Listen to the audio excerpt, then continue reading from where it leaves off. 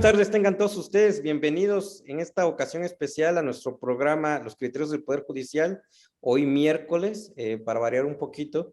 Y como les comentábamos la semana pasada, en estos días no nos acompaña el doctor magistrado en retiro Julio César Vázquez Mellado, entonces el doctor Rafael Estrada Mitchell, que es quien nos hace el honor de dirigir este programa. Sin más preámbulo, adelante, doctor Estrada.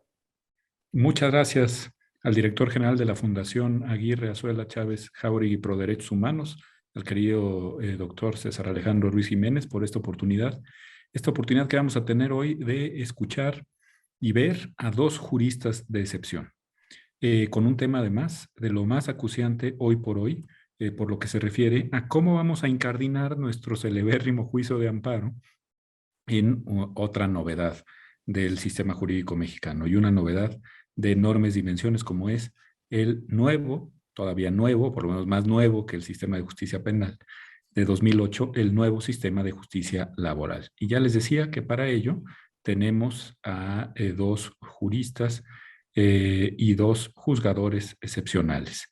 Vamos a darle la palabra en primer término al magistrado del Segundo Tribunal Colegiado en Materia del Trabajo del Segundo Circuito, con sede en el nunca suficientemente bien ponderado Estado de México, y presidente del Pleno en Materia de Trabajo del Segundo Circuito para 2022, el doctor en Derecho por Investigación de la Universidad Panamericana, José Antonio Abel Aguilar, un querido amigo de este programa, además miembro de la Red de Ética Judicial, y bueno, pues encima de todas sus enormes cualidades como juzgador, el magistrado es además un académico de primer orden, del cual creo que nos podemos sentir orgullosos en el foro mexicano.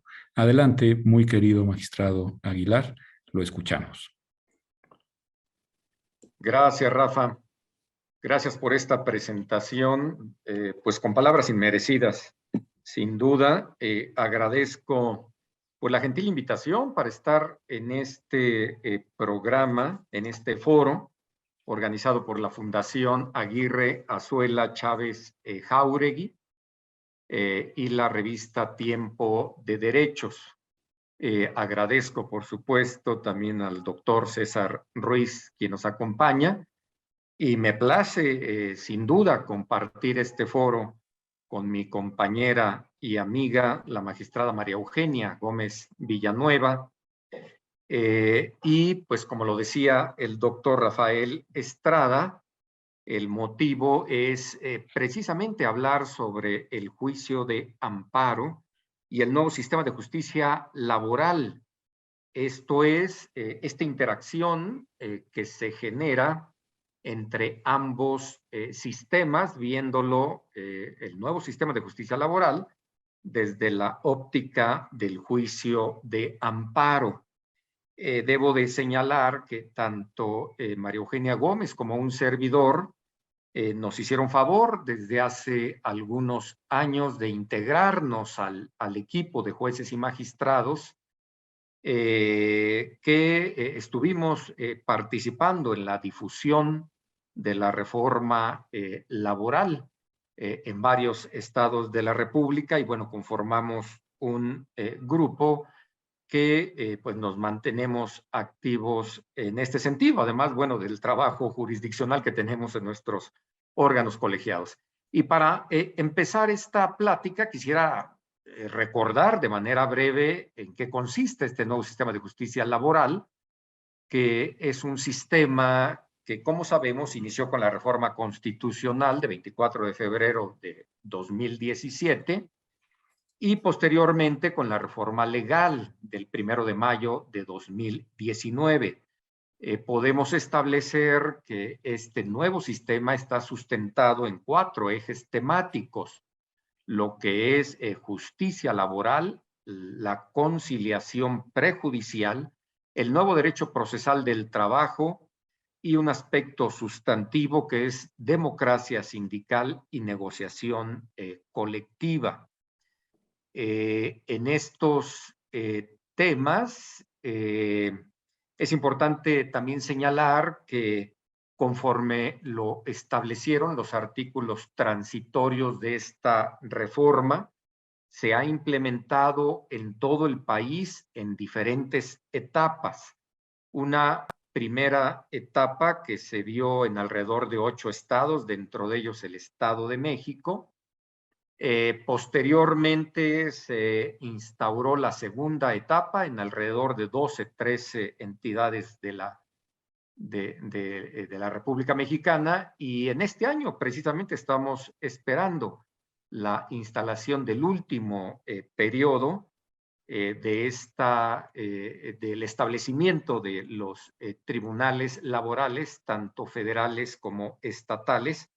Y dentro de esta última etapa están pues la importantísima Ciudad de México, ¿verdad? Con una cantidad muy importante de problemática laboral y de pues hasta ahora juntas de conciliación y arbitraje, que bueno, van a ser sustituidas por tribunales laborales.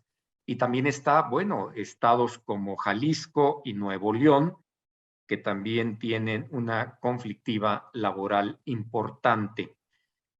Un servidor, como se comentó, estoy en el segundo circuito y bueno, hemos tenido la fortuna de empezar a analizar desde la óptica del amparo este nuevo sistema, con esa enorme responsabilidad de ir estableciendo algunos criterios jurídicos de cómo debemos de entender desde el juicio de derechos humanos este nuevo sistema para hacerlo una realidad. Como seguramente lo tenemos presente, este juicio laboral, bueno, está a cargo de jueces laborales, ahora jueces, ¿verdad? No ya esta integración tripartita de antes, y también sustentado en un nuevo derecho procesal del trabajo que está constituido por una etapa escrita y a cargo de un secretario instructor y 2 audiencias fundamentales, la audiencia preliminar y la audiencia de juicio. Y además sujeto a diferentes principios procesales como el de inmediación, inmediatez, continuidad, celeridad, concentración, economía, entre otros principios. El juicio laboral, pues es un juicio uninstancial. El legislador, pues, tomó la determinación de que se manteniera en una sola instancia. Y esto es importante señalarlo porque lo primero que quisiera manifestar es que de manera alguna se puede ver al juicio de amparo como una segunda instancia del juicio laboral. Ciertamente el amparo directo lo conocemos como amparo casación, pero bueno, no somos segunda instancia del juicio laboral, sino somos pues somos un juicio constitucional cuando pues se interpone el amparo y se resuelve. Bueno, estamos hablando de un juicio constitucional, de un juicio de derechos humanos, un juicio donde tiene una litis constitucional específica y donde, además de los temas de legalidad, bueno, se van a analizar los temas de constitucionalidad y los temas de convencionalidad. Actos fuera de juicio, actos después de concluido o actos dentro de juicio que fueran de ejecución irreparable, bueno, pues la vía es el amparo indirecto ante jueces de distrito, y las resoluciones que ponen fin al juicio y los laudos, bueno, pues se controvierten a través del amparo directo, que es del conocimiento de los tribunales laborales. Y en este tenor, precisamente, quiero referirme pues a varias jurisprudencias que hemos empezado a generar en el segundo circuito. Quizá también valga la pena señalar que esta interacción que se da con el juicio de amparo, bueno, es este juicio que tiene también características particulares a raíz de las reformas constitucionales de 2011, tanto la reforma en materia de derechos humanos como la reforma en materia de amparo. Y recordando nada más algunas características, en esta reforma, pues desde mi óptica cambia esta, diríamos, teoría filosófica que inspiraba antes a nuestra Constitución en el sentido de otorgar garantías individuales. Ahora en la reforma constitucional se habla de reconocer derechos humanos, entendiendo que el derecho humano, bueno, pues es una prerrogativa propia del ser humano, inherente a su naturaleza racional, y en este tenor la Constitución reconoce derechos humanos. Además, con la característica de que esta tutela de los derechos humanos tiene ahora una fuente nacional y una fuente internacional, y pues tenemos un nuevo parámetro de validez del sistema jurídico mexicano, el tradicional principio de supremacía constitucional, estimo, es sustituido por el principio de primacía de los derechos humanos. Estos derechos humanos, que también tiene una serie de principios establecidos para su interpretación, como son los principios de universalidad, interdependencia, indivisibilidad y progresividad. Y además la reforma pues, nos dota de dos herramientas muy poderosas para la interpretación de las normas de derechos humanos, que es la interpretación conforme y el principio pro persona. Bien, en este tenor, de manera recurrente se presentaron ante nuestros tribunales colegiados en el segundo circuito varios casos que me voy a permitir resumir en los siguientes hechos. Se instauraron demandas laborales contra una pluralidad de demandados. Al iniciar el juicio laboral, un requisito de procedibilidad, tomando en cuenta que, como lo señalábamos en un principio, este nuevo sistema tiene una etapa de conciliación prejudicial cuyo agotamiento es obligatorio. En este tenor, al presentar la demanda laboral, se anexó una constancia de no conciliación en relación a una sola de las demandadas, pero no se presentó en relación con el resto de demandadas o demandados, 2 o 3. La decisión que tomó el secretario instructor, que es el funcionario encargado por ley de la substanciación de la etapa escrita del juicio laboral.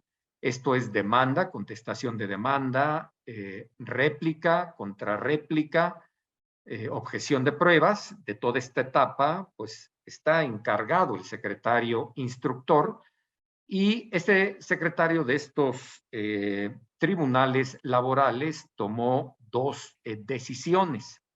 En primer lugar, ordenó la remisión de copia certificada de la demanda y anexos al centro de conciliación para que en relación a las empresas faltantes se agotara el procedimiento de conciliación. Y en segundo lugar, en relación a la demanda con la que sí se presentó, en relación al demandado con el que sí se presentó la constancia de no conciliación, ordenó el archivo del asunto como total y definitivamente concluido. Estos asuntos recurrentes generaron pues las reflexiones jurídicas desde la óptica del amparo pues interesantes, porque en primer lugar nos planteamos la pregunta de si esta decisión, estas determinaciones del secretario instructor constituían resoluciones que ponen fin al juicio, que sin lugar a dudas, pues bueno, es una de los supuestos de procedencia del juicio de amparo directo. Si no se tratara de resoluciones que ponen fin al juicio, bueno, pues no podemos analizarlo en amparo directo, sino sería dable analizarlo en la vía indirecta. Nos planteamos también la pregunta de si el secretario instructor tiene facultades para enviar el expediente al archivo y decretar que el asunto está definitivamente concluido. Nos planteamos también la pregunta de si procede el recurso de reconsideración contra esta determinación. También reflexionamos en torno a qué pasaba con la prescripción de la acción y también con esta figura de la interrupción prevista ahora en la ley. También si podía dividirse la continencia de la causa, dada la pluralidad de demandados, y finalmente estas determinaciones, qué afectación tenían en relación al derecho de acceso a la jurisdicción del trabajador. Y resolvimos un primer asunto, después reiteramos diversos criterios en 4 asuntos más. Bueno, ahorita ya hemos resuelto pues un número mayor, y esto dio lugar a varias jurisprudencias, a 4 jurisprudencias a las que me voy a referir. En principio, bueno, establecimos que esta determinación del secretario instructor de enviar al archivo, de inadmitir la demanda y enviar al archivo la misma, pues al contar solamente con una constancia de no conciliación y el hecho de enviar el expediente, copias certificadas del expediente al centro de conciliación, sí tenía las características de una resolución que pone fin al juicio, porque precisamente la naturaleza de una determinación de esta naturaleza es dar por concluido el juicio sin resolver el fondo del asunto. Una interrogante pudiera ser, bueno, pero solamente concluyó el juicio en relación a una de las demandadas, pero en relación a las 2, 3, al resto de las empresas demandadas, el asunto se envió al centro de conciliación y no ha terminado, pero bueno, no podíamos llegar a una conclusión de esta naturaleza porque precisamente el juicio laboral se inicia con la demanda y el envío de estas copias certificadas al centro de conciliación. Bueno, estamos hablando de un procedimiento seguido en forma de juicio, de una etapa prejudicial que no afectaba la naturaleza de una resolución que pone fin al juicio. Fue el primer criterio que generamos en este asunto. Un segundo criterio, una segunda jurisprudencia, es aquella que establece que el secretario instructor carece de competencia para inadmitir la demanda laboral y archivar el asunto. Esto es, revisando las facultades del secretario instructor, que esencialmente están previstas en el artículo 871 de la Ley Federal del Trabajo. Bueno, advertimos varias cuestiones que son importantes. En primer lugar, que el secretario instructor es un funcionario que auxilia al juez laboral. Incluso la Ley Federal del Trabajo habla de que el tribunal podrá contar con un secretario instructor. En la revisión de las facultades del secretario instructor, ciertamente advertimos que en el inciso F aparece pues una facultad genérica en cuanto a que el juez puede determinarle otras funciones diferentes a las enunciadas en los incisos anteriores. Sin embargo, estimamos que de manera alguna podíamos interpretar este precepto en cuanto a que el secretario instructor pudiera tener una decisión tan trascendente como la inadmisión de la demanda laboral.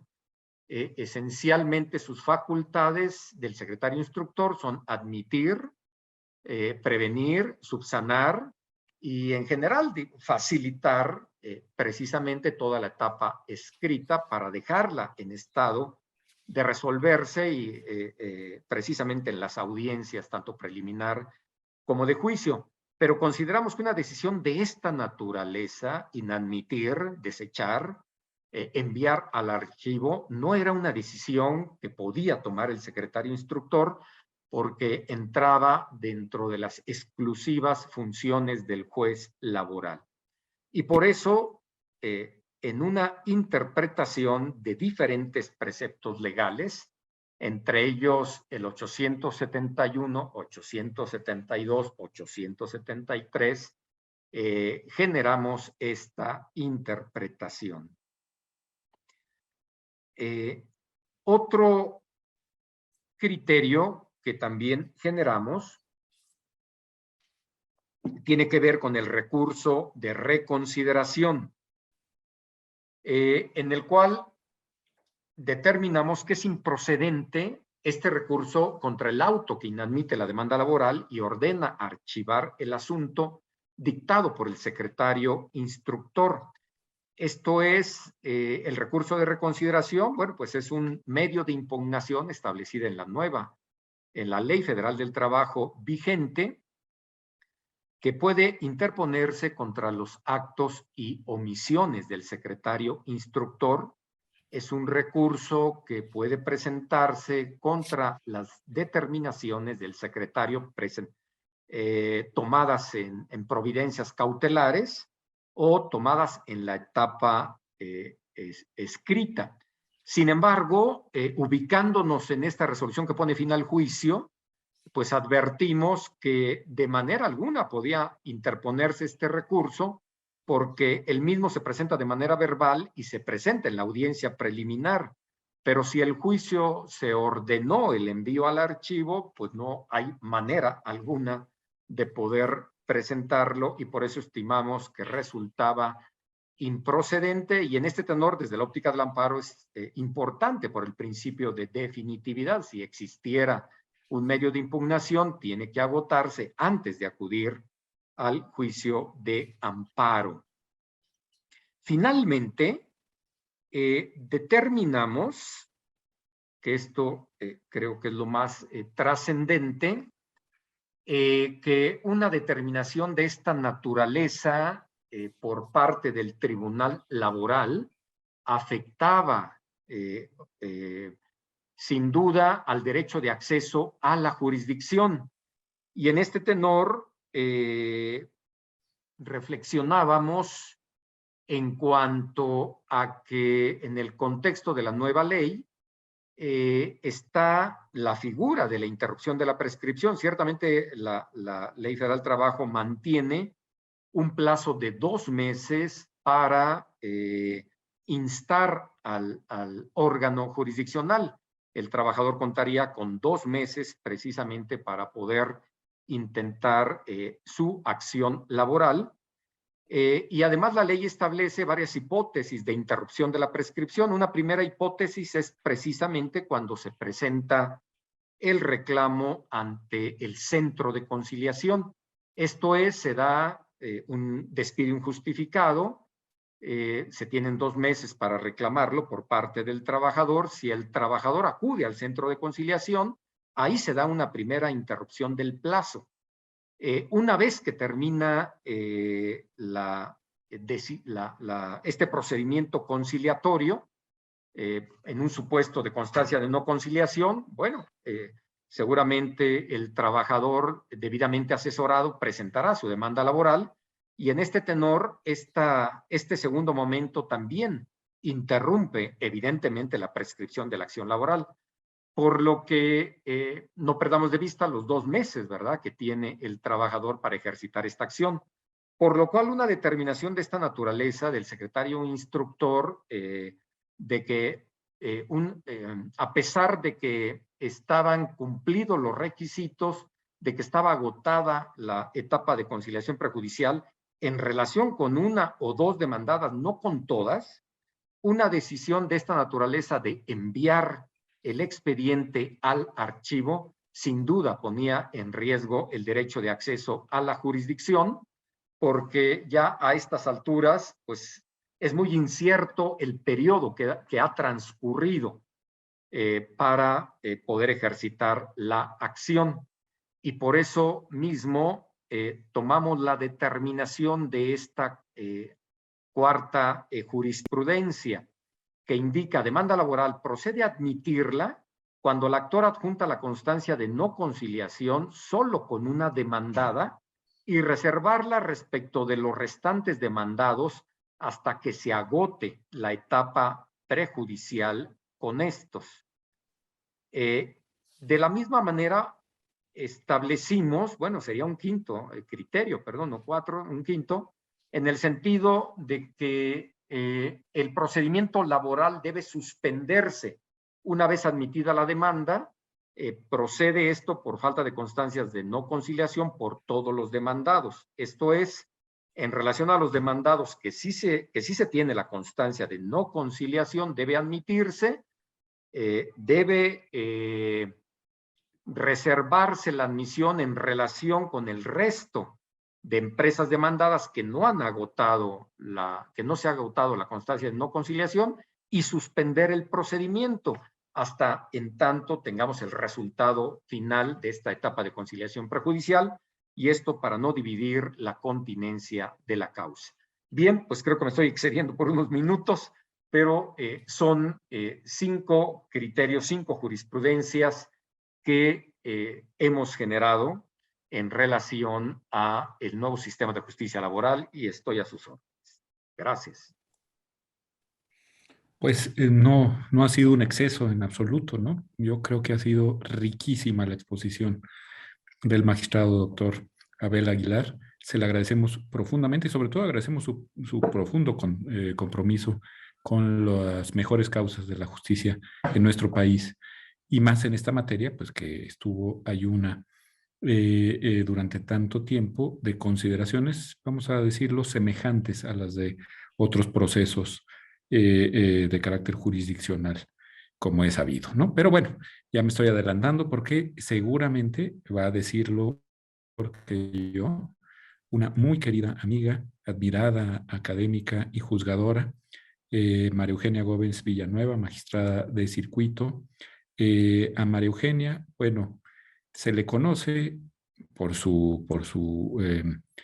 vamos a decirlo con toda claridad, por su personalidad entrañable, lo digo con todas sus letras, pero también por sus capacidades técnico-jurídicas que ha puesto al servicio de la judicatura. Ella es licenciada en Derecho por la Universidad Regional del Sureste, es maestra en Derechos Humanos y Democracia por la Facultad Latinoamericana de Ciencias Sociales en la sede académica México, la famosa Flaxo. Tiene un posgrado en Criminología por la Universidad de Salamanca, España, la más antigua de las Españas, querida Eugenia, y tiene la especialización judicial por el Instituto de la Judicatura Federal, hoy Escuela Judicial del Poder Judicial de la Federación. Con más de 25 años de servicio en el Poder Judicial de la Federación, es, como el magistrado Abel Aguilar, un agente que ha visto todo y que tiene toda la experiencia del mundo en la judicatura del orden federal. Ha desempeñado los cargos de oficial judicial, actuaria, secretaria de juzgado de distrito, secretaria de tribunal unitario, secretaria de colegiado, secretaria de estudio y cuenta de la Suprema Corte de Justicia, en las ponencias de la ministra Sánchez Cordero y del ministro Lainez Potisek. Fue jueza de distrito de amparo en materia penal, jueza de distrito en materia del trabajo, en amparo, por supuesto, y actualmente es magistrada de circuito adscrita al segundo tribunal colegiado en materia de trabajo del primer circuito. En el ámbito docente, María Eugenia ha impartido diversas asignaturas en universidades privadas, también en el Instituto Nacional de Ciencias Penales, el Centro Público de Investigación, en el Instituto de la Judicatura Federal, como acabo dicho, Escuela Federal de Formación Judicial, y ha sido ponente en las jornadas de sensibilización sobre la reforma en materia de justicia laboral, así como en el primer encuentro de operadores jurídicos del nuevo sistema de justicia laboral, los avances de la justicia laboral en México. Y bueno, hay algo más que con su proverbial humildad María Eugenia no hizo constar, pero yo quiero dejar dicho aquí que me consta su compromiso con la justicia federal y con la justicia laboral en concreto, cuando tuve la oportunidad de ver cómo participaba en la confección de los reactivos y de las preguntas para el famoso y primer examen de oposición a los puestos de la judicatura en la novísima, por aquel entonces, materia del trabajo. A mí nadie me contó nada, yo vi cómo Eugenia, con sus mejores empeños y sus grandes capacidades ahí, al servicio, aunque se oiga un poco grandilocuente, de la República y de la justicia. Así es que, magistrada Gómez Villanueva, es un honor tenerla con nosotros y la escuchamos muy atentamente. Muchísimas gracias. Bueno, palabras que vienen de mi amigo. Y así es que las agradezco de todo corazón. Muchas gracias por invitarme. Tanto mi agradecimiento a la Fundación Aguirre Azuela Chávez Jáuregui como al Aula Tiempo de Derechos. Rafa, doctor César, querido amigo Abel, es un privilegio estar y compartir esta tarde con ustedes, una charla muy interesante, temas muy interesantes que si nos pusiéramos a hacerlo muy profundo, pues yo creo que nos daría como para muchas pláticas. A diferencia de mi querido amigo Abel, yo todavía no he tenido la oportunidad aquí como jueza constitucional de pronunciarme en algún asunto ya puesto a conocimiento de mi tribunal, porque como él ya bien lo relató, en Ciudad de México aún todavía todavía no inicia esta tercera etapa de la instauración de los tribunales especializados en materia de justicia laboral. Todavía no hemos tenido esos asuntos, así es que hoy me voy a pronunciar sin comprometer criterio, pero siempre muy interesante y sobre todo es un privilegio poder compartir estos criterios ya del magistrado Abel emitidos en su tribunal, que sin duda están abriendo ya camino, ¿no? Nosotros ya tuvimos la experiencia en algún momento con el sistema de justicia penal, y fue justamente, obviamente los jueces del nuevo sistema, pero sobre todo las y los jueces constitucionales, ya sea jueces de distrito como magistrados y magistradas de circuito, quienes terminaron en una primera instancia delineando el sistema, y ya fue con posterioridad en la Suprema Corte de Justicia de la Nación. Así es que les ha tocado a quienes ya pueden pronunciarse en torno a este nuevo sistema de justicia laboral desde la óptica del amparo, pues ya van a abrir camino, como sin duda lo están haciendo con estas jurisprudencias tan interesantes.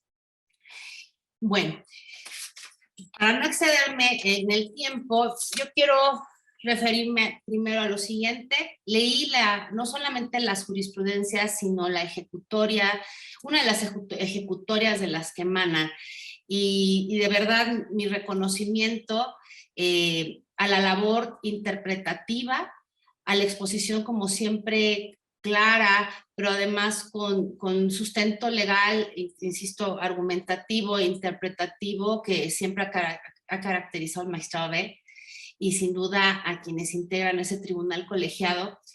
Es bien diferente ver un sistema de justicia desde la óptica del amparo. Lo tenemos que ver, obviamente, con unos ojos distintos, con unos lentes distintos, y sobre todo a raíz, ¿no?, de las últimas reformas, sobre todo en derechos humanos, que ya no son tan recientes, pero que aún así desde entonces nos han, es nuestro deber juzgarlos con otros ojos, siempre desde la perspectiva de la protección de los derechos humanos, ¿no? Entonces, insisto, la mirada desde el juicio de amparo a estas problemáticas con un nuevo sistema no es cosa menor, ¿no? Entonces, en cuanto, yo ya no voy a reiterar lo que el magistrado Abel ya nos relató, muy interesante los casos que se pusieron a su consideración. Y en cuanto a la primera pregunta, esto es, si esa resolución, el acuerdo en el que se ordena el archivo de un asunto como totalmente concluido, en estos casos específicos en las que en la demanda se instauró en contra de una pluralidad de demandados y solamente se exhibieron algunas constancias de no conciliación, yo coincido totalmente y está vastamente explicado en la ejecutoria de que efectivamente son resoluciones que ponen fin al juicio. Ya no hay más, no podríamos ni siquiera pensar que por el hecho de que se hubiera enviado respecto de los que no se tiene la constancia, se envíen las demandas o se envíen los autos al centro de conciliación, eso no es una instancia jurisdiccional, estamos hablando de una instancia prejudicial, eminentemente ante una autoridad administrativa. Entonces esa determinación definitivamente sí pone fin al juicio, y esto es de la mayor trascendencia, porque es justo lo que abre la puerta para que se pueda proceder el juicio de amparo en la vía directa. Pues como bien ya lo explicó el magistrado Abel, la vía directa procede contra resoluciones que pongan fin al juicio, en el caso de la materia laboral, contra laudos y ahora ya sentencias dictadas por los tribunales especializados en materia de trabajo. Así es que en eso yo comparto todos los argumentos y ya fue bastante claro la exposición que hizo el magistrado Abel. No me voy a detener ahí porque seré la voz de la disidencia.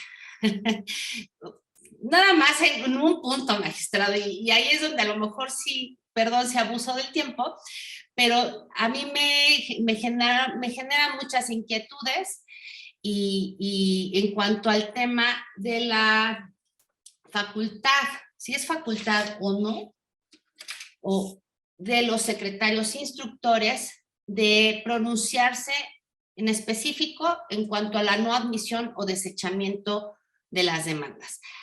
Insisto, me estoy pronunciando en un evento académico, no adelanto criterio, no me comprometo en este momento, es una reflexión y creo que es más que una disidencia, es una reflexión que me gustaría ponerlo sobre la mesa, porque incluso respecto de esa jurisprudencia ya hay hasta una contradicción, ya está denunciada una contradicción de tesis que seguramente en breve el Pleno en materia de trabajo, el segundo circuito, conocerá, ¿no? Entonces, antes de, ¿por qué digo o por qué no, yo no me decantaría, y lo digo de la manera más respetuosa, ¿por qué no me decantaría yo a esa interpretación y a la conclusión a la que llegó el tribunal colegiado en esta jurisprudencia 1, materia laboral de la 11ª época, de rubro secretario instructor, carece de competencia para inadmitir la demanda laboral y archivar el asunto, Ley Federal del Trabajo vigente a partir del 2 de mayo de 2019, por las siguientes razones. Primero, insisto, está muy bien sustentado, es loable la interpretación que se hace, porque esta conclusión no arribaron a una conclusión de una manera como tan fácil, por así decirlo, sino es el resultado de un trabajo interpretativo, de manera sistemática, interpretación auténtica. Entonces, insisto, se puede llegar a diversos resultados, ¿no? A partir de cualquier otra interpretación. ¿Por qué yo no me decantaría por ella? Primero, como ya también comentó el magistrado Abel, fuimos compañeros en esa etapa de las jornadas de sensibilización que nos convocó el señor consejero Sergio Javier Molina en su momento. Y hay algo que nosotros platicábamos mucho y que a mí es una de las razones por las que me llevaría a concluir diferente a esta interpretación. Hay que recordar cuáles fueron las problemáticas que dieron origen a este nuevo sistema, a esta reforma tan importante en materia de trabajo, en uno de sus ejes más fundamentales, que es en cuanto a la justicia laboral, ¿no? Porque es una reforma de gran envergadura, tanto desde el punto de vista constitucional como legal. Varias de las razones por las cuales se tuvo que plantear esta reforma y que ya venía pensándose desde mucho tiempo atrás, hasta que no se han todavía concretado, pero son varias problemáticas que han acontecido en cuanto se refiere a la justicia en materia de trabajo. Uno, procedimientos largos, lentos, en algunas ocasiones incluso descuidados, grandes cargas de trabajo, falta de profesionalización de quienes integraban la junta, no de todos, pero pues sí, de varios integrantes no estaban profesionalizados, el abuso de pruebas para alargar procedimientos, no había modernización y agilización de esos procedimientos ante las juntas, el abuso de los medios de impugnación con la finalidad de prolongar esos procesos, obviamente el tema de la infraestructura y el personal insuficiente de las autoridades laborales, retraso en notificaciones, reenvío y reposiciones por parte del Poder Judicial de la Federación en el amparo, y obviamente el ingreso y asuntos en trámite desbordado en números, ¿no? Esas son las problemáticas que todavía subsisten, ¿no? Es una de las razones por las cuales se llega a concretar esta reforma de tal envergadura para evitarlo, pero insisto, subsisten. Esta es la realidad que subsiste en materia de justicia laboral en nuestro país. ¿Qué es lo que este nuevo paradigma? Pues será ver la realidad diferente. Con este sistema de justicia tendremos que ver la realidad de una manera diferente y se estructuran desde la Ley Federal del Trabajo, se prevén ya, no hablamos de juntas, sino hablamos de tribunales especializados en materia de trabajo, integrados por juezas y jueces, secretarios, instructores, oficiales y demás personal que sea necesario para brindar este servicio de administración de justicia de una manera diferente, con un nuevo paradigma, ya no administrado por autoridades materialmente jurisdiccionales, sino ahora ya por tribunales que son tanto formal como materialmente órganos jurisdiccionales. Se apostó a la especialización, pero sobre todo a la profesionalización de los órganos jurisdiccionales, de todos aquellos que integran estos tribunales especializados. La profesionalización es yo hago mucho énfasis porque esto es muy importante, ¿no? Ustedes lo saben y lo comparto, en el Poder Judicial de la Federación ya existen concursos especializados para hacer tanto cursos como especialidades, como concursos para poder acceder a formar parte de estos tribunales especializados en materia de trabajo. Entonces, se apuesta a la profesionalización y hay una figura que es novedosa, que es la del secretario instructor. La figura del secretario en los órganos jurisdiccionales, sin duda, no es algo nuevo. Tenemos en los órganos jurisdiccionales del Poder Judicial de la Federación, como en los locales, está la figura del secretario. Pero esta figura del secretario que nosotros conocemos, digamos que la tradicional figura del secretario, dista mucho de esta nueva figura en materia de justicia laboral, del nuevo sistema de justicia laboral.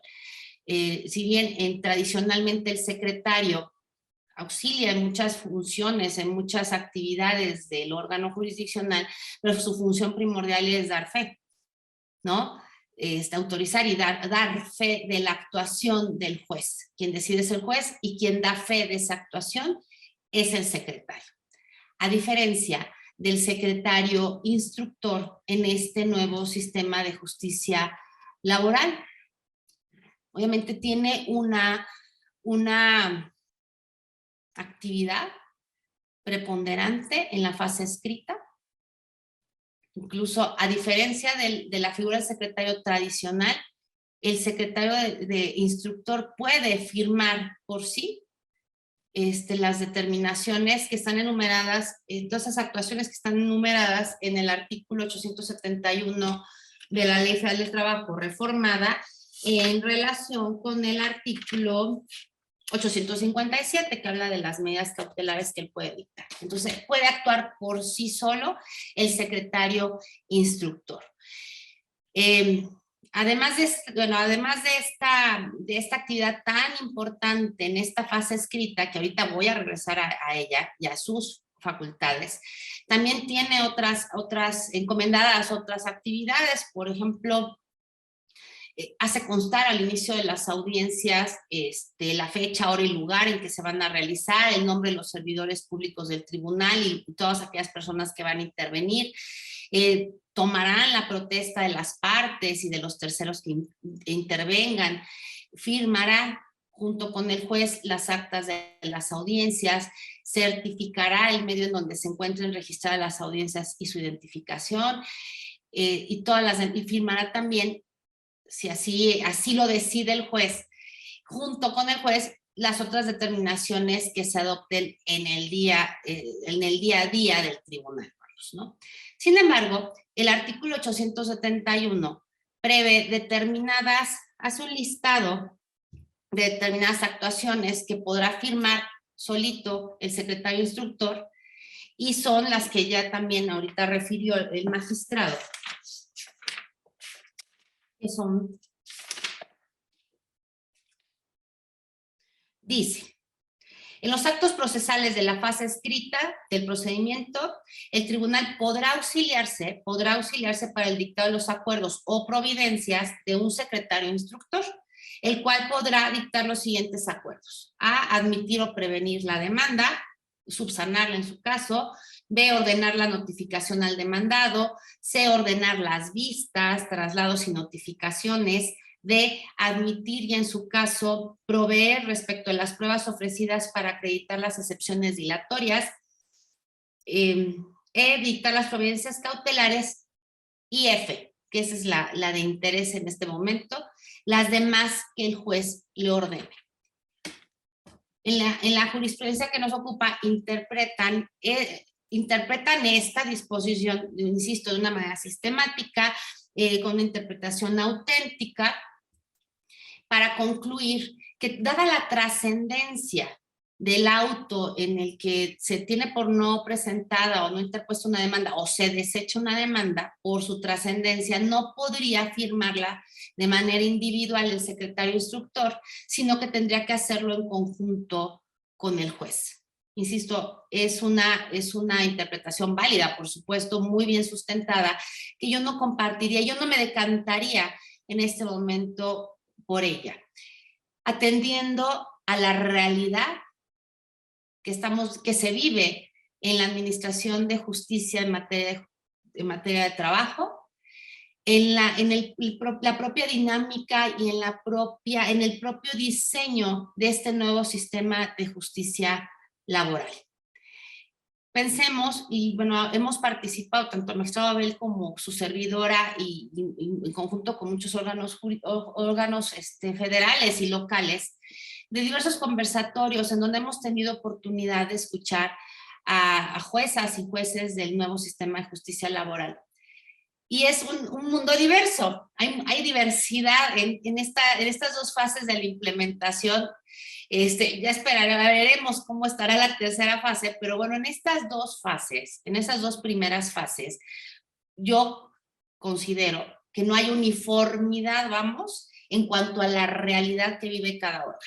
Así como tenemos circuitos en donde hay tribunales especializados en materia de trabajo que empezaron a un ritmo muy tranquilo, que todavía las cargas les han permitido organizarse entre ellos, implementar las medidas que consideran necesarias para echar a andar el tribunal, atender sus audiencias, etcétera.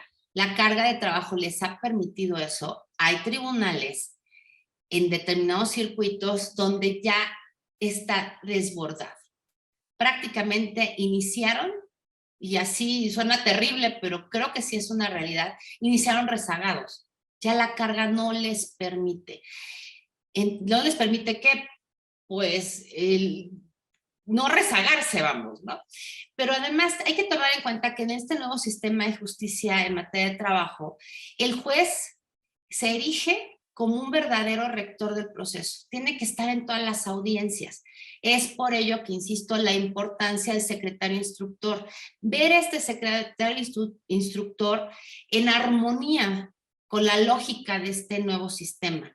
En armonía como para qué o por qué o cuál es la razón por la que se haya diseñado de esta manera y se le hayan otorgado estas facultades que les leí, y se haya dejado sobre todo abierta la puerta en ese inciso F del artículo 871 para apoyar al juez o dictar las determinaciones que el juez decida. Es un verdadero auxiliar para los jueces.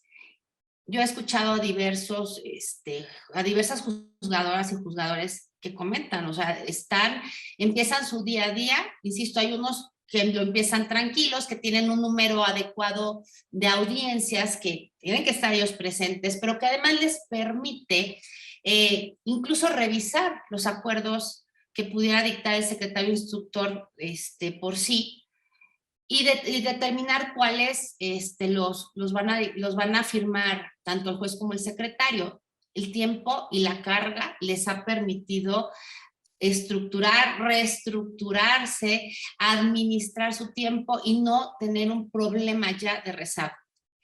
Otra realidad tienen algunos otros órganos jurisdiccionales. Entonces, insisto, yo no me decantaría para vedar la posibilidad que un secretario instructor desechara o no admitiera una demanda, tomando en cuenta esta realidad.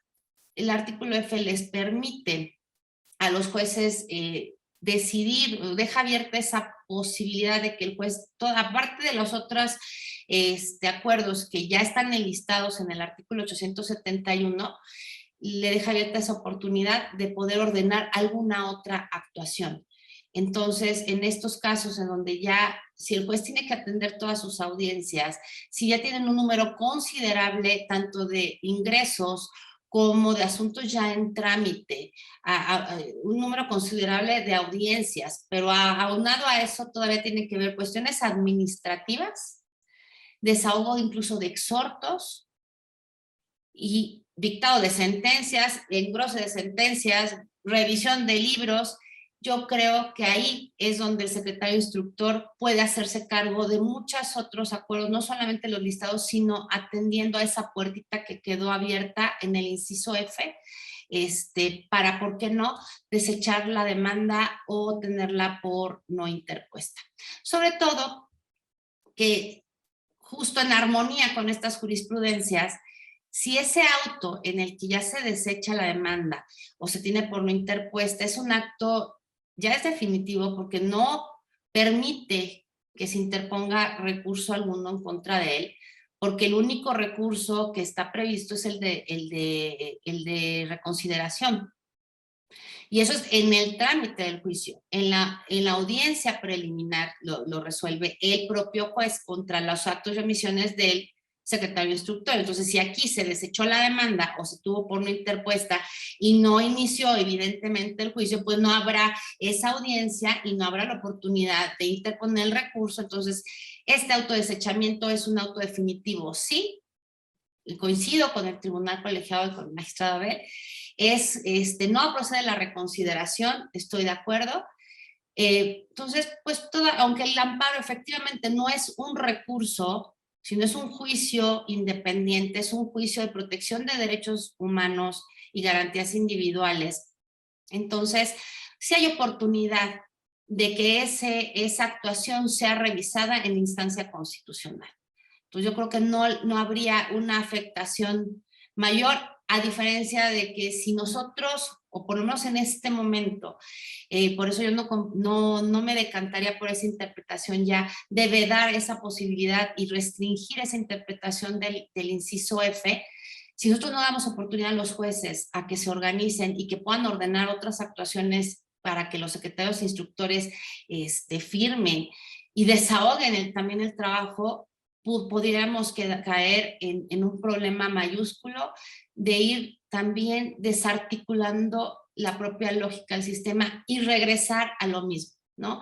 Todo se concentra, y lo hemos visto en los órganos jurisdiccionales, quienes tenemos la fortuna de desempeñarnos en este ámbito.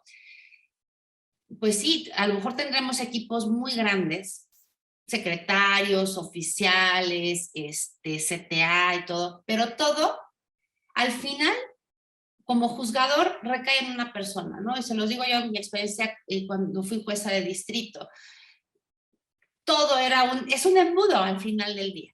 quien termina obviamente revisando, firmando acuerdos, cumplimientos, temas administrativos, de personal, sentencias, audiencias, es el juzgador. Entonces, si aquí está la lógica, el propio diseño del nuevo sistema de justicia laboral, que busca esa finalidad de agilizar los procesos, de que sea una justicia pronta, que sea una justicia congruente, exhaustiva, que cumpla con el mandato del artículo 17 constitucional, y está justo diseñado una figura como es el secretario instructor que puede desahogar parte de esa carga. Yo creo que, insisto, yo me decantaría por no restringirlo ahora, ese tema competencial en cuanto a los acuerdos que puede dictar por sí y para sí. Y otro argumento para reforzar lo que ya he expuesto es que incluso los propios secretarios instructores comparten principios de carácter personal con el juez, que son los principios de legalidad, de imparcialidad, de transparencia, de autonomía e independencia. No son jueces, pero materialmente están en algún momento para determinados acuerdos ejerciendo esa facultad como juez. Tan es así que comparten esos principios personales, inclusive tendrían que excusarse en un momento de encontrarse impedidos para el dictado de estas determinaciones, ¿no? Y ya con eso también ya me pasé. Muchas gracias y quedo a sus órdenes. Gracias a usted, magistrada. Si les parece bien, damos oportunidad a que el doctor Aguilar pues haga uso de la voz para quizá contestar algunas referencias o hacer algún comentario de esto que usted también ha expuesto, magistrada Gómez Villanueva. Y bueno, damos pie también a un espacio de preguntas y respuestas para quienes participan desde el Zoom. Pues está el chat abierto a sus preguntas. Aquí tenemos mucho gusto de leerlas. Ya están ahí, cortesía de nuestro director general, los números de registros de las jurisprudencias a que se han referido los magistrados. Y bueno, procedemos, querido Abel, si lo tienes a bien.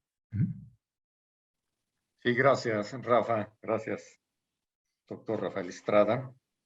Sí, claro, pues muy interesante escuchar las reflexiones de mi compañera, ¿verdad? Que yo le digo Maru, ¿verdad? Eugenia, Maru. Interesantísimo, ¿verdad? Estas reflexiones. Y en este tenor, ¿verdad? De compartir reflexiones, de compartir diálogo, sí quisiera expresar esto. Al constituir estas jurisprudencias, sin duda, nuestra inspiración fue la tutela del derecho de acceso a la jurisdicción. Por eso insisto mucho de que no debe de verse al amparo directo, al amparo casación, como una segunda instancia del juicio laboral, sino es un juicio de derechos humanos, como bien lo decía Maru.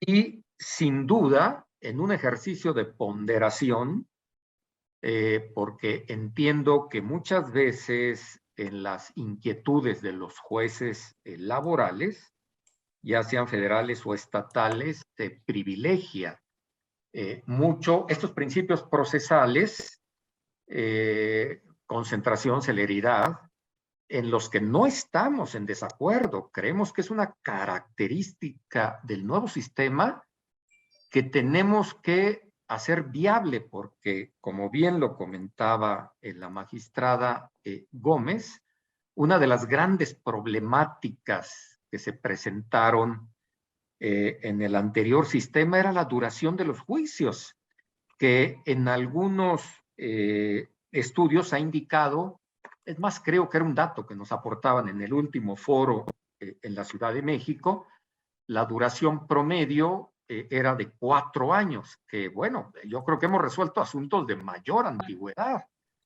Y se comentaba que ahora, bueno, los juicios laborales están saliendo en 4 meses. Pero bueno, depende de los estados, ¿no? En el Estado de México, caramba, hay una carga de trabajo impresionante, ¿verdad? Ya los juicios laborales federales, pues están en alrededor de 3,000, y los juicios laborales estatales, pues se han ingresado alrededor de 11,000 y entiendo que están vivos todavía 6,000. Entonces, verdaderamente es un trabajo impresionante y todo el sistema tiene que funcionar. Tiene que funcionar la etapa de conciliación prejudicial y sin duda, este juicio, como está diseñado, sustentado en la oralidad y en los diferentes principios que hemos comentado, pues tiene que hacer efectivo el principio de justicia pronta y expedita.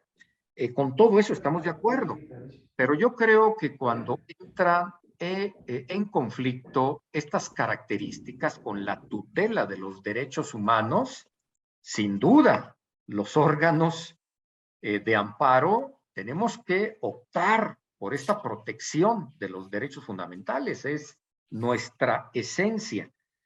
Y precisamente toda la motivación, las reflexiones, las interpretaciones que nosotros realizamos están sustentadas en esa tutela.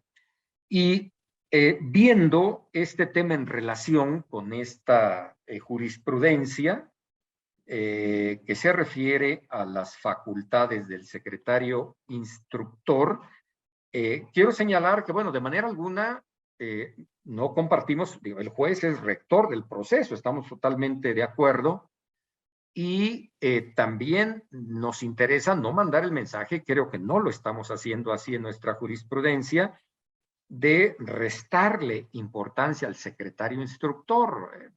Ciertamente es una figura importantísima, muy trascendente en el juicio laboral. Sin embargo, lo que nos ha motivado a tomar esta decisión, por un lado, es la trascendencia de una decisión de desechar la demanda, de inadmitirla, o alguna decisión similar. Es un primer elemento que nos conduce a considerar que no entra en las facultades específicas ni en la facultad genérica. ¿Y por qué lo vemos así? Porque en este análisis sistemático, armónico de la ley, pues advertimos que las decisiones de los secretarios instructores no son definitivas. Precisamente por eso existe el recurso de reconsideración contra todos aquellos actos u omisiones del secretario instructor. Procede el recurso de reconsideración. Una decisión de inadmitir, de desechar, no permite ser controvertida. Por eso es un elemento adicional, digo, no permite ser controvertida a través del recurso de reconsideración. Eso es lo que nos lleva precisamente a considerar que no entra dentro de sus funciones. El secretario instructor no toma decisiones definitivas, sin que esto signifique, insisto, restarle importancia a su función. Si me lo permiten expresar de manera positiva, el secretario instructor puede hacer todo, puede realizar todos los actos propios para substanciar el juicio laboral, para permitir el pleno desarrollo de esta etapa de instrucción del juicio laboral, ¿sí? Pero no puede inadmitir, y no puede inadmitir, diríamos, es una pequeña limitación, esencialmente por la trascendencia, porque esta decisión no es definitiva y porque afecta sin lugar a dudas el derecho de acceso a la jurisdicción. Y la afecta porque al tomar una decisión de esta naturaleza, no se está advirtiendo precisamente el tiempo que ha transcurrido para el ejercicio de la acción. Comentaba que son 2 meses, ¿verdad? Entonces, una decisión de mandar al archivo, una decisión de esta naturaleza, pues carambas, no sabemos cuánto tiempo falta para que se agoten los 2 meses, y si el trabajador no tiene una debida asesoría, pues seguramente cuando el asunto regrese del centro de conciliación y se haya agotado esta etapa con las otras empresas demandadas, pues muy probablemente la prescripción estará actualizada. Sabemos que la excepción de prescripción, bueno, tiene que oponerse, ¿verdad? Y con los requisitos mínimos por parte de la demandada, pero creo que es un riesgo que sin lugar a dudas hay que advertir y que es lo que nos ha motivado esta tutela de este derecho de acceso a la jurisdicción, que recordemos, como lo dijo la primera sala, ¿verdad? El derecho de acceso a la justicia pues tiene 3 dimensiones, una antes del juicio, que es el derecho de acceso precisamente a la jurisdicción, una segunda, el debido proceso, y una tercera, que es la eficacia de las resoluciones. Pero bueno, ahí quisiera dejar esta, diríamos que amigable, no es réplica, sino compartir reflexiones. Bien lo decía la magistrada, que es una decisión que bien, que ya está denunciada la contradicción de tesis. Tenemos justamente en el pleno del segundo circuito ya alrededor de 4 denuncias de contradicción de tesis. Qué bien, yo creo que en ocasiones hay tribunales que, bueno, no toman esta decisión de formular criterios porque, bueno, yo creo que todos los tribunales pues quieren que su criterio sea el que impere, ¿no? Al resolverlo la Suprema Corte o el pleno de circuito, pero no, yo creo que lo que debe de animarnos es la seguridad jurídica de estas determinaciones, ¿verdad? Porque de esta manera beneficiamos pues a los justiciables, beneficiamos pues a todos los operadores jurídicos de este sistema, que se generen criterios, que se denuncien las contradicciones de tesis y finalmente siguen vigentes plenos de circuito, más adelante plenos regionales o la Suprema Corte pues tome las decisiones pertinentes, ¿verdad?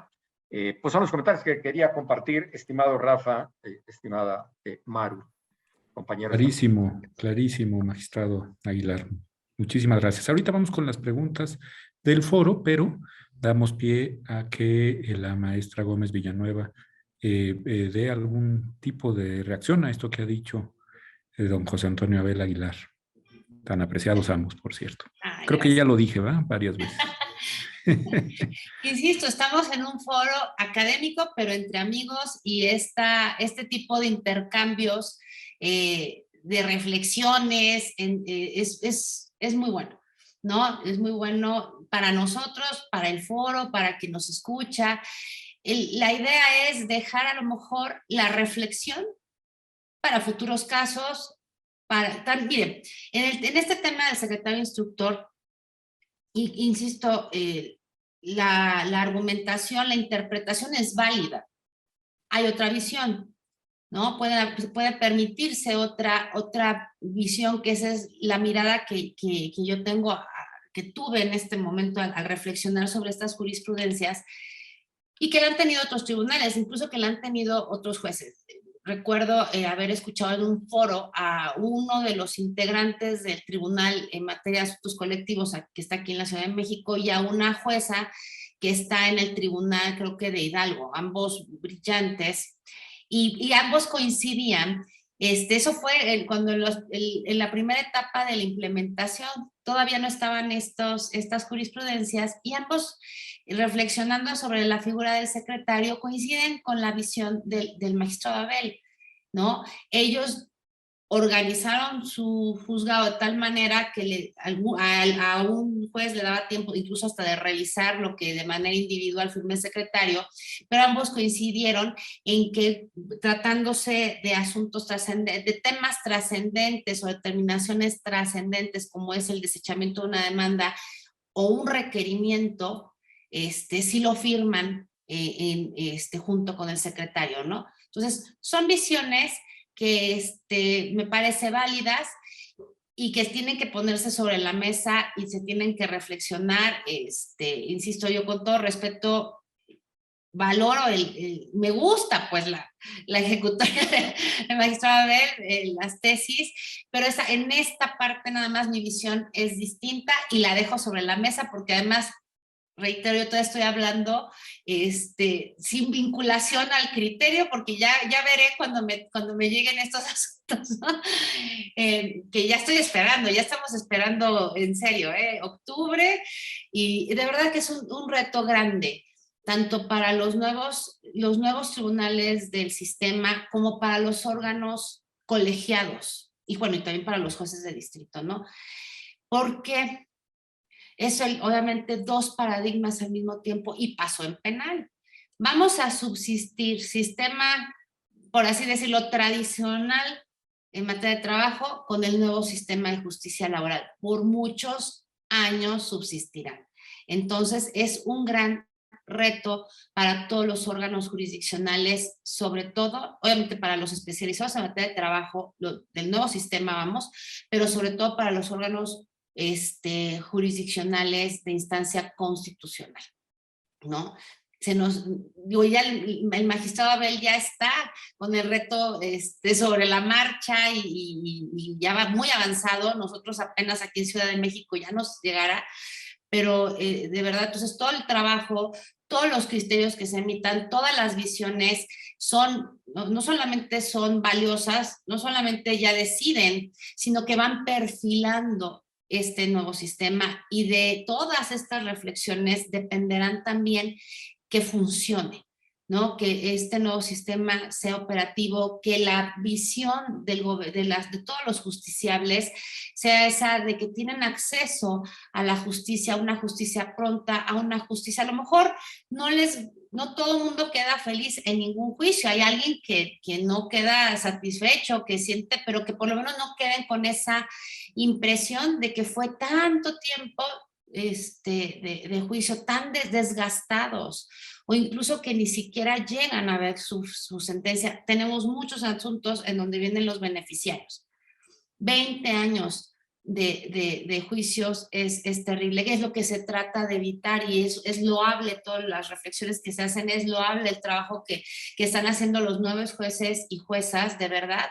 Lograr la terminación de un juicio en 4 o 5 meses, en serio que es admirable. Pero todavía va a ser más importante que nuestra cultura sea también de conciliar, no tomar la conciliación como históricamente se ha hecho, como una parte en donde nada más iban y decían ya de cajón, pues no llegaron a ningún arreglo conciliatorio y a lo que sigue, no, que la etapa conciliatoria, además de que es obligatoria, sea real, evitar que lleguen los asuntos a juicio y evitar que se prolongue, que pueda tener acceso a esa justicia de manera pronta, de primera mano, y eso es lo que se busca, y creo que eso buscamos todos y todas quienes estamos como operadores ya en este nuevo sistema de justicia laboral. Así es que esa nada más es mi reflexión, mi cariño, respeto y admiración para el magistrado Abel, y por supuesto para ti, mi querido Rafa, y para el doctor César, por supuesto. Como muy bien decías, Maru, en materia penal, de la que tú conociste y conoces también, parece que la discusión se obvió, ¿no? Y yo creo que ello se dio en detrimento del juicio de amparo en materia penal, en materia criminal. En fin, podemos discutirlo largo y tendido, pero ciertamente, por ejemplo, los temas de continuidad de las audiencias, etcétera, etcétera, bueno, pues había que realizar ahí una labor de conciliación con la suspensión en el juicio de amparo, digamos lo más evidente, ¿no?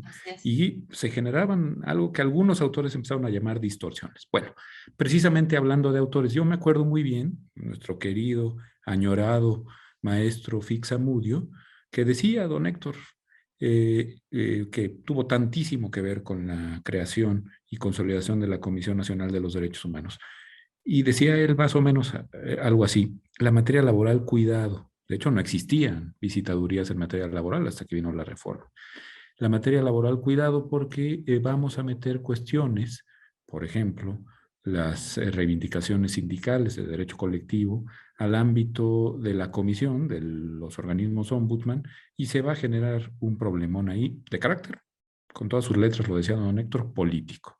Bueno, pues finalmente tenemos visitadurías laborales, entró la cuestión laboral al ámbito de las comisiones de derechos humanos, y no ha pasado nada, por lo menos muy escandaloso, ¿no? Que esa es la gran esperanza que tenemos Sí. con el nuevo sistema de justicia laboral, porque entre otras cosas trata lo laboral como una cuestión de derechos fundamentales. Bueno, dicho todo esto, ¿creen ustedes, nos hacen una pregunta muy interesante en el Q&A, ¿no? Supongo que es Questions and Answers, como dicen estas cosas.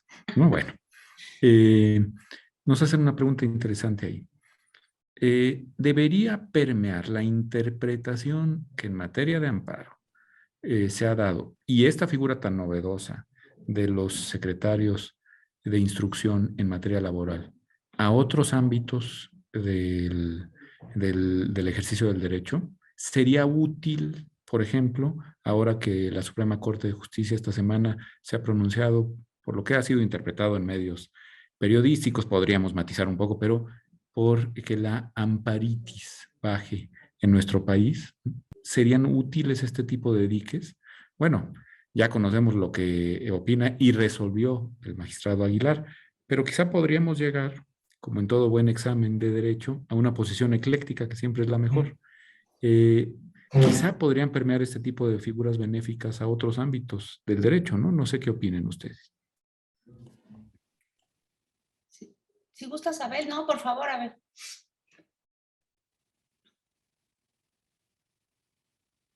Bien, pues interesante la pregunta. Yo no me atrevería a decir que podemos llevar esta interpretación a otros ámbitos. Sin duda, digo, cada materia es muy especializada, tiene sus características y tenemos que entenderla de manera integral. No solamente los artículos de manera aislada, sino en su contexto. Recuerdo con un muy querido ministro con el cual trabajé en la Suprema Corte, que bien nos decía a sus secretarios, a ver, antes de interpretar los preceptos legales hay que leerlos y entenderlos, ¿no? Entenderlos en lo individual y entenderlos en el contexto. Y creo que por eso cada materia tiene sus características específicas. Y ciertamente, bueno, hay instrumentos de interpretación tan amplios que nos ha aportado la reforma constitucional. Creo que la interpretación conforme, ¿verdad? Conforme con la Constitución, conforme con los derechos humanos, bueno, es una interpretación que por supuesto podemos aplicar y debemos aplicar en todas las materias. Una interpretación conforme al principio pro persona, igualmente lo podemos hacer. Yo incluso soy muy crítico del principio pro persona en la materia laboral porque bromeo.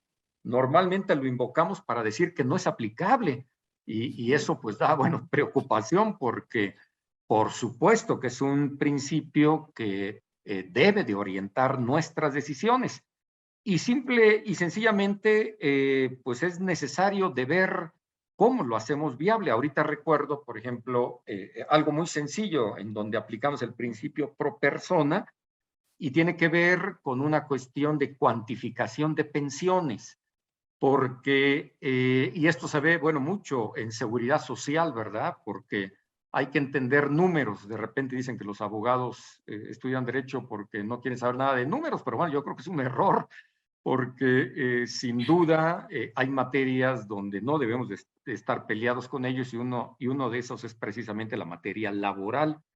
Y en este principio pro persona, en esta cuantificación, la aplicamos de manera muy sencilla porque para determinar la pensión, tomando en consideración el salario base de cotización, bueno, podemos hacer cálculos mensuales o cálculos anuales.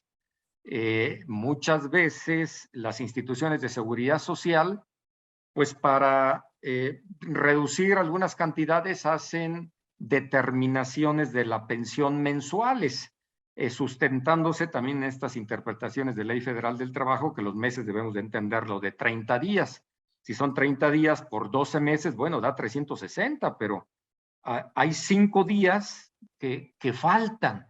Y en una interpretación conforme, porque estamos analizando preceptos de seguridad social, no preceptos de la Ley Federal del Trabajo, pues se establecen las reglas precisamente en diferentes preceptos para determinar las pensiones, pero no se establecen operaciones aritméticas, no tendrían por qué establecerse. Y si aplicamos interpretación conforme, bueno, podemos anualizar salarios bases de cotización y no hacer determinaciones mensuales. Y en este sentido alguien pudiera decir, bueno, 5 días en una pensión, pues ¿cuánto puede significar? Bueno, yo creo que si lo vemos desde la óptica del pensionado, híjoles, es mucho dinero. Entonces, bueno, creo que son principios muy válidos que pueden perfectamente aplicarse. Pues 5 días sin todas las comer, materias, imagínate, ¿no? La materia laboral sí tiene en algunos otros aspectos interpretaciones muy específicas. Así lo veo. Clarísimo. Y además con un espíritu garantista que creo que es muy esperanzador, se los digo abiertamente, ¿no? Así es. Hay una pregunta interesante de mi tocayo, Rafael Castillo Castro, el abogado. Asumiendo que la reforma en materia laboral delimita las actuaciones que deben dictar tanto el secretario instructor como el juez, ¿ustedes considerarían válido que además de las funciones definidas para el secretario instructor, se les encarguen los proyectos de sentencia? ¿No? Adelante, maestra Gómez Villanueva. Gracias. No, yo definitivamente diría no. ¿Por qué? La decisión la toma el juez en la audiencia. Ojo, es muy diferente esa función que sí tienen los secretarios instructores, y escuchando a varios jueces, yo sé que sí les pueden llegar a encargar parte de lo que llaman ellos el engrose de la versión mínima o de la versión escrita de esto, pero la sentencia, la decisión, la toma el juez en la audiencia. Entonces, ya no opera como el sistema tradicional, eminentemente escrito, que tienen las juntas y que compartimos incluso los tribunales de amparo, en donde el secretario nos hace una propuesta de sentencia, uno lo analiza, sabrá si la aprueba o no la aprueba. Es muy diferente. Acá el juez, como verdadero rector, encabeza su audiencia de juicio y dicta su sentencia, salvo alguna excepción que permite, creo que 5 días posteriores a la audiencia hacerlo. Sin embargo, la regla general es que la están dictando en la propia audiencia. Es muy distinto que pudieran, si así lo decide el juez, se les pudiera encargar a lo mejor una versión escrita de ella, o lo que, insisto, lo que ellos llaman engrose, pero yo no, definitivamente no compartiría de que les dijeran que hicieran proyectos de sentencia. Así es, bueno, y además ahí hay un tema competencial muy claro, ¿no? Creo que es un poco, María Eugenia, a lo que te referías tan puntualmente, ¿no? Tampoco hay que, como quizá yo hice indebidamente, tampoco hay que extrapolar las figuras de lo penal a lo laboral y de lo laboral a lo penal, ¿no? Me refiero al juez de control, por ejemplo. Bueno, una cosa es el secretario instructor laboral y otra cosa, pues, este auténtico control de derechos fundamentales. Sabemos que son los jueces de control, que en algunos casos y en algunas jurisdicciones se les permite dictar sentencia, pues otro asunto, ¿no? Y además, pues son las famosas necesidades del servicio. Creo que no se va a presentar esto en el nuevo sistema de justicia laboral, salvo que ustedes tuvieran. Ha sido una tarde espléndida. Hemos gozado de Perdón, doctor, si me una permite auténtica conocedora y un auténtico conocedor en la materia. El doctor Ruiz quiere dirigirles unas palabras, seguramente alguna pregunta, y dar por terminado con excelencia esta mesa de excelencia. Yo, entre tanto, les mando un enorme abrazo. Adelante, gracias, señor director. Muchísimas gracias. No, la verdad es que nada más hablo como público interesado y completamente neófito en la materia. Pero me llama mucho la atención este tema que finalmente fue el centro de toda la plática sobre el alcance de esa fracción residual que tienen las funciones del secretario. Y mi pregunta sería sobre todo a la magistrada María Eugenia. Obviamente me gustaría escuchar la opinión del magistrado Abel, aunque intuyo por su propio criterio cuál sería su respuesta. ¿Qué alcance le da a esa fracción residual? Me tranquiliza un poco en la última respuesta que dice, no va a ser proyecto de sentencia, ¿no? Pero en el contexto de las demás que el juez le encargue, si uno revisa las fracciones anteriores, son realmente facultades de trámite. O sea, y entiendo que están justo para agilizar el proceso laboral, justo para hacer la justicia pronta y expedita, son un beneficio directo hacia un derecho humano. Sin embargo, extenderla hacia la parte de desechar la demanda, hay más que favor, o sea, ciertamente se resuelve más rápido, se agiliza un procedimiento, sin embargo tiene un impacto en un derecho importante que es el acceso a la justicia, que pues finalmente los que tienen esa potestad son los jueces, no sus secretarios, ¿no?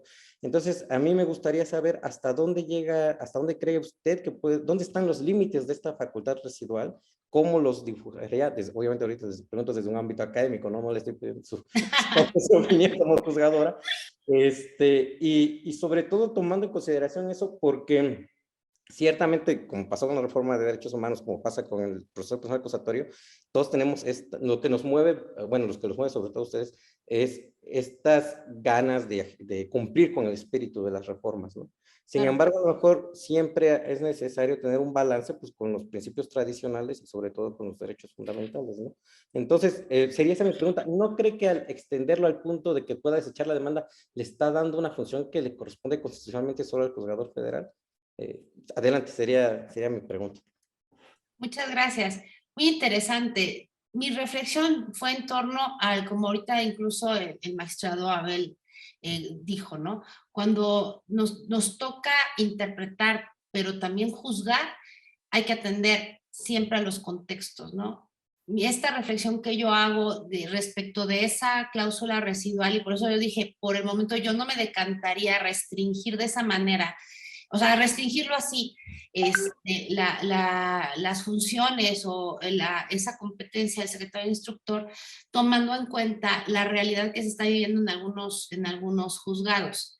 A lo mejor es muy cuestionable porque como una cuestión real pudiera estar por encima, y no, esa no es mi intención, ¿no?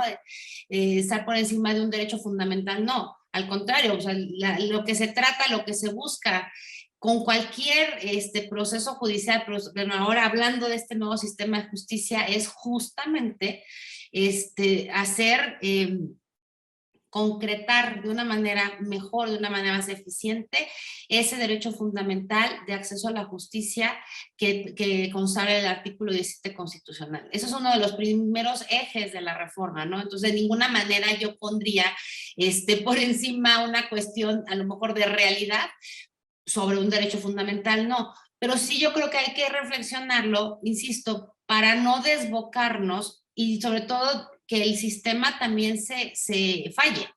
Porque entonces ni acceso a la justicia, ni justicia pronta, ni nada va a suceder porque, insisto, atendiendo al contexto, a la realidad que se está viviendo en algunos órganos, nacieron ya, vamos, rezagados. Entonces vamos a regresar a juicios que en el mejor de los casos duraban 4 años, porque nosotros sabemos de que en muchos duraban 20, 15, lo que fuera, ¿no? Esa es mi reflexión. Jamás yo diría que sería en detrimento y menos al derecho de acceso a la justicia en todas sus vertientes, no. Por ejemplo, yo he visto, incluso les reitero, hay jueces que ya se pusieron de acuerdo, que ya definieron su criterio y decidieron que en el caso de requerimientos, en el caso de un desechamiento de demanda, lo firman ellos.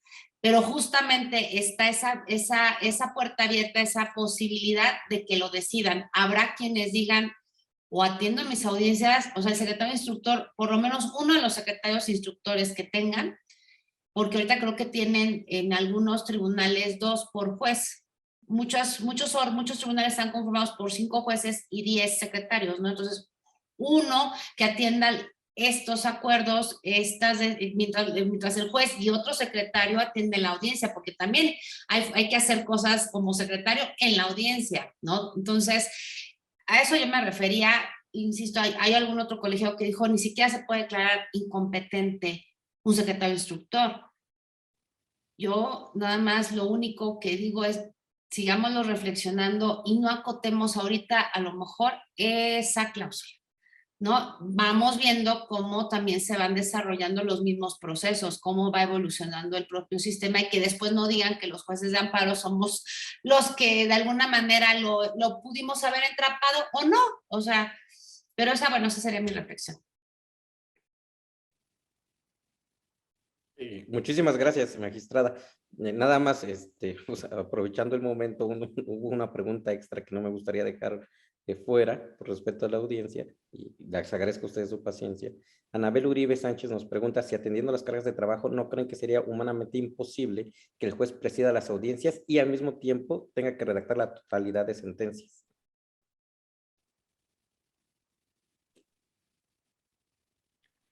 Sí, digo, advertimos que sí es un tanto problemático, ¿verdad? Las cargas de trabajo son enormes, pero bueno, el sistema está diseñado así, el sistema está diseñado para que el juez laboral atienda, diríamos, toda esta fase laboral del juicio, la audiencia preliminar en cuanto a depuración del procedimiento y la audiencia de juicio, ¿verdad?, en cuanto a su desahogo. Y precisamente derivado de los principios de inmediación, inmediatez, concentración, entre otros, el juez pues tendrá, ¿verdad?, la percepción directa de los medios probatorios y todo lo desarrollado en el juicio le permitirá tomar pues la mejor decisión posible. Yo creo que sí, dependiendo de los estados, de los circuitos, hay lugares, y entre ellos está el Estado de México, donde pues será un gran reto para los jueces, pero bueno, igualmente hay un diseño de número de audiencias que tienen que atenderse y en este número de audiencias pues no deberá rebasarse para que el juez pueda cumplir pues con sus funciones debidas, que es lo que va a suceder. En todo caso, pues alargar un poco la resolución del juicio en su conjunto. Esperemos por eso que todo el sistema y dentro de ellos la conciliación prejudicial, la conciliación dentro de juicio, que pues son auténticas formas de solucionar la conflictiva laboral y pues como sabemos la justicia alternativa pues tiene base constitucional, entonces creo que tiene que venir un cambio de mentalidad en este sentido. En una visita que hicimos a Chile, pues entendíamos, ¿verdad? Y fueron muy insistentes, para que este sistema funcione, pues deben de hacerlo viable todos los operadores jurídicos. Y dentro de estos operadores jurídicos también la postulancia, el litigio es sumamente importante, ¿no? Para que esto funcione, para que mantengamos la viabilidad del sistema y dentro de ella, pues bueno, la posibilidad de resolver pues un número no enorme de audiencias y de sentencias, ¿verdad? Para que esto sea posible. Yo creo que está empezando el sistema, el diseño pues no fue una ocurrencia, sino está sustentado precisamente en lo que ha resultado en Latinoamérica. México, pues desafortunadamente ha sido si no el último, uno de los últimos países en adoptar todo este nuevo sistema y pues en varios países ha resultado muy bien, ¿verdad? Entonces, pues le apostamos y desde la óptica de los tribunales de amparo, bien lo decía la magistrada Maru, no nos interesa obstaculizarlo, sin duda, si nos interesa facilitarlo. Y también por eso insistimos mucho en el Consejo de la Judicatura. En el caso del segundo circuito, pues sabemos 2 tribunales laborales y hay una carga de trabajo enorme, hay muchos asuntos. Los tiempos de resolución pues rebasan pues muchas veces los plazos legales, 4, 5, 6 meses. Entonces, en la medida en la que se reduzcan estos plazos, pues igualmente, ¿no? Las determinaciones que impacten en el juicio laboral, pues de manera alguna lo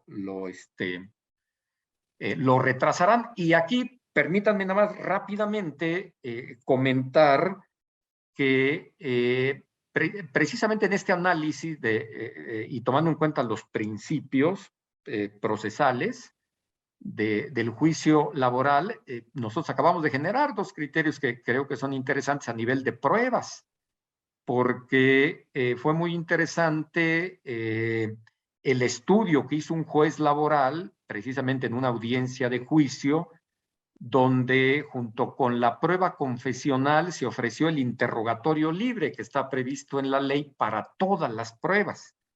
Y el juez laboral tomó la determinación de considerar innecesario el interrogatorio libre porque ahora la prueba confesional, bueno, sus posiciones se formulan de manera oral, ya no de manera escrita, y en todo momento hay la posibilidad por parte de las partes y por el juez de realizar este interrogatorio. Entonces se desechó el interrogatorio libre, claro, se desahogó la prueba confesional y pues por supuesto un motivo de impugnación como violación procesal pues fue esta. Diríamos que en el anterior sistema pues casi es seguro que consideráramos procedente esa violación procesal, pero ahora atendiendo al principio de concentración y atendiendo al principio de celeridad, pues estimamos que realmente resulta ocioso el interrogatorio libre, claro, desde la óptica de la prueba confesional. Podrá seguir siendo válido en otros, pero desde la óptica de la prueba confesional sí resulta ocioso y está pues suficientemente argumentado. Entonces es un ejemplo de cómo desde la óptica del amparo, desde el análisis de violaciones procesales y violaciones de fondo, pues podemos hacer viable este sistema, ¿verdad? Pues seguramente vendrá alguna denuncia de contradicción, ¿verdad? Pero bueno, pues yo creo que de esto se trata, de generar los criterios que se denuncien y que finalmente el alto tribunal, la Suprema Corte, pues establezca la ruta a seguir. Gracias. Muchísimas gracias, magistrado. No sé si usted tenga una última reflexión al respecto, magistrada, o...